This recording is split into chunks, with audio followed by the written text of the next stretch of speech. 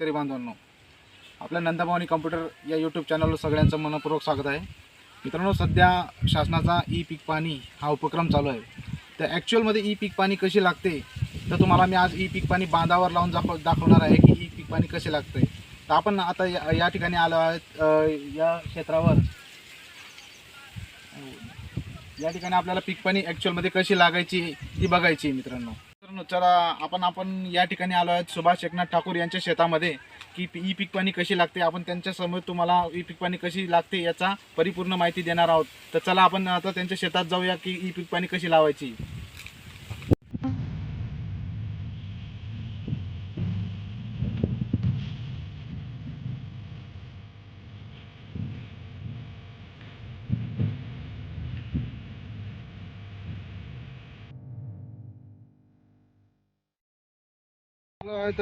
सुभाष एकनाथ ठाकूर यांच्या शेतामध्ये त्यांचा हा गट नंबर आहे 744 तर या ठिकाणी त्यांनी कांदा या पिकाची लागवड केली आणि त्यांनी प्रधानमंत्री फसल विमा योजनेअंतर्गत कांदा या पिकाचा विमा काढला आहे. सर्व शेतकरी बांधवांना सूचना आहे की ज्या पिकाचा आपण विमा काढला आहे त्याच पिकाची पीक पाणी लावायची.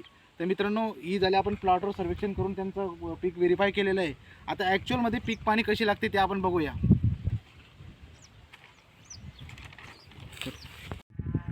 तर मित्रांनो, ॲक्च्युअलमध्ये पीक पाणी कशी लावायची आहे. पहिले तर सुरुवातीला तुम्ही आपल्या त्या सदरील जे क्षेत्र असेल त्या क्षेत्रामध्ये आल्यानंतर त्या ठिकाणी लोकेशन सेट करायचं आहे.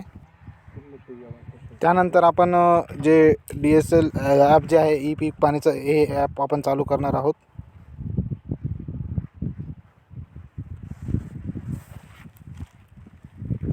मित्रांनो, ज्यांचं इन्स्टॉल नसेल त्यांनी ई पीक पाणी ॲप हे प्लेस्टोरवरनं डाउनलोड करायचं आहे. प्लेस्टोरवरनं डाउनलोड करताना दोन महत्त्वाच्या गोष्टीची काळजी घ्यायची आहे मित्रांनो, की त्यासाठी आपल्याकडे अपडेटेड अँड्रॉईड व्हर्जन मोबाईल असणं आवश्यक आहे. की ज्याच्यामध्ये अपडेटेड अँड्रॉईड सिस्टीम ज्याच्यामध्ये अवेलेबल असते त्या मोबाईलमध्ये हे ॲप अतिशय चांगल्या प्रकारे चालत असतं.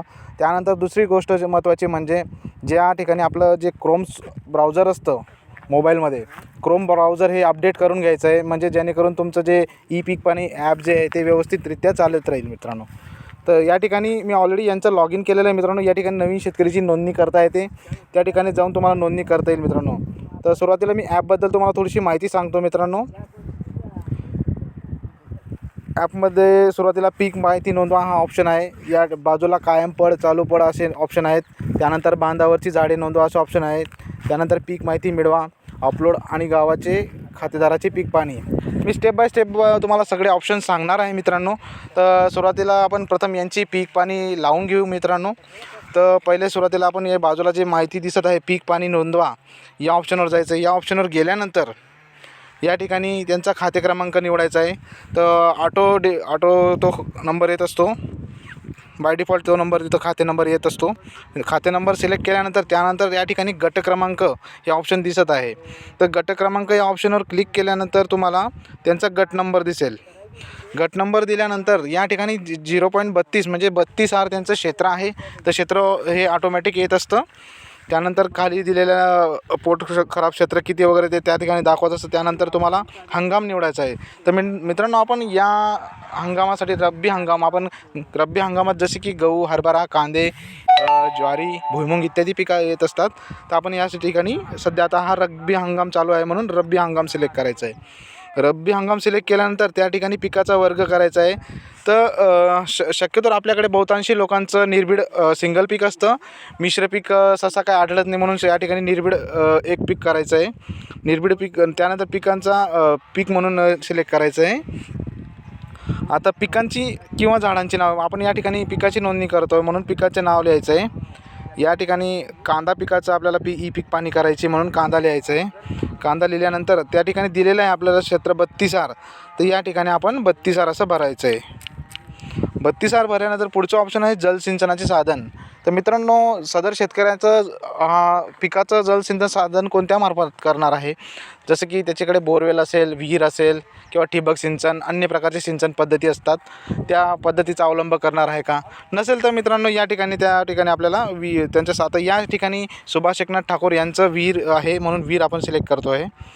विहीर केल्यानंतर त्या ठिकाणी सिंचन पद्धत त्यांची प्रवाही म्हणजे जे पाणी आपण प्रवाही पद्धतीने, जसं की या ठिकाणी आपण प्रवाही पद्धतीने म्हणजे जसं की आपण सरळ पाणी येतं तर याच्यामध्ये तर त्याला प्रवाही पद्धतीने म्हणतात. आणि जसं ठिबक सिंचन वगैरे केलं असं त्यांना तुषार सिंचन, तर आपण या ठिकाणी प्रवाही सिंचन म्हणून सिलेक्ट करणार आहोत. लागवड दिनांक यांची कांदा लागवडची तारीख टाकायची आहे मित्रांनो. तर यांची लागवड यांनी साधारणतः 10 डिसेंबरला कांद्याची लागवड केली आहे. तर आपण तारीख सिलेक्ट करायची. तारीख सिलेक्ट केल्यानंतर या ठिकाणी पुढे जा म्हणून ऑप्शन आहे, त्यावर क्लिक करायचं आहे. तर सर्व लोड होत आहे. तर मित्रांनो या ठिकाणी तुम्ही ज्या लोकेशनला ओपन होणार आहेत या ठिकाणी तुम्ही बघा ग्रीनमध्ये अंतर दाखवत आहे 0.0 मीटर, म्हणजे तुम्ही ॲक्च्युअल त्या शेतामध्ये आहात. जर तुम्ही शेतापासून लांब असणार तर तुम्हाला पीक पाणी करताना खूप अडचण येणार आहे मित्रांनो.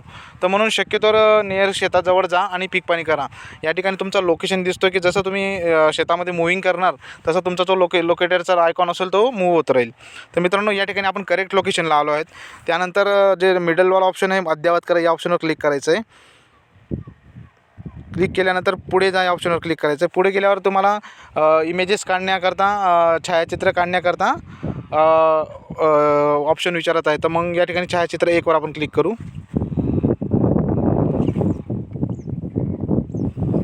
तर या ठिकाणी कॅमेरा ओपन झाल्यानंतर आपण या ठिकाणी दाखवू शकतो मित्रांनो की कांद्याची लागवड कशी होते. आपण पिकांचं फोटो घेताना ॲक्च्युअल फोटो व्यवस्थित येतील असे फोटो घेण्याचा प्रयत्न करा. या ठिकाणी बघा कांद्याला पाणी भरायचं चालू आहे मित्रांनो. हा फोटो कॅप्चर झालेला आहे आपला. फोटो कॅप्चर झाल्यानंतर या ठिकाणी राईट चेक बॉक्स असतो त्याच्यावर क्लिक करून टिक करायचे आहे. त्यानंतर दुसरं छायाचित्र काढायचं आहे मित्रांनो. 2 ऑप्शन एक दुसरं लोकेशनने घ्यायचं आहे की ज्या लोकेशनला एक सिंगल लोकेशन न वगळता दुसरे लोकेशन घ्यायचं आहे. तर या लोकेशनला आपण व्ह्यू घेणार आहोत.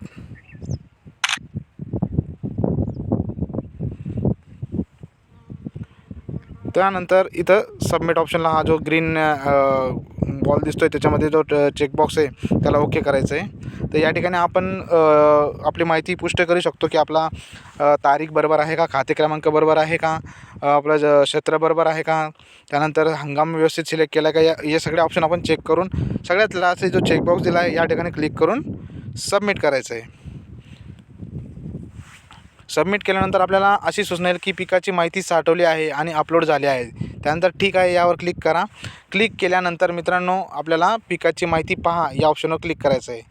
या ठिकाणी केल्यानंतर आपल्याला बघा की या ठिकाणी आपल्याला रब्बी हंगामाची कांदा करता पीक पाणी ही लागलेली आहे. तर मित्रांनो अशा प्रकारे पीक पाणी ही लावायची आहे. तरी ज्या कोणी शेतकरी बांधवांना पीक पाणी लावायचे असेल त्यांनी आपल्या गावातील जे पीक पाणी सहाय्यक असतील त्यांच्याकडे किंवा जे CSC सेंटर असतील किंवा आपले सरकार सेवा केंद्र असतील यांचे चालक असतील यांच्याकडे जाऊन आपली पीक पाणी लावून घ्या. म्हणजे जेणेकरून शासनाच्या येणाऱ्या उपक्रमाचा तुम्हाला नक्कीच फायदा होईल. तर मित्रांनो अशा प्रकारे पीक पाणी लावायचे. तर भेटूया पुढील व्हिडिओत. तोपर्यंत धन्यवाद. जय हिंद.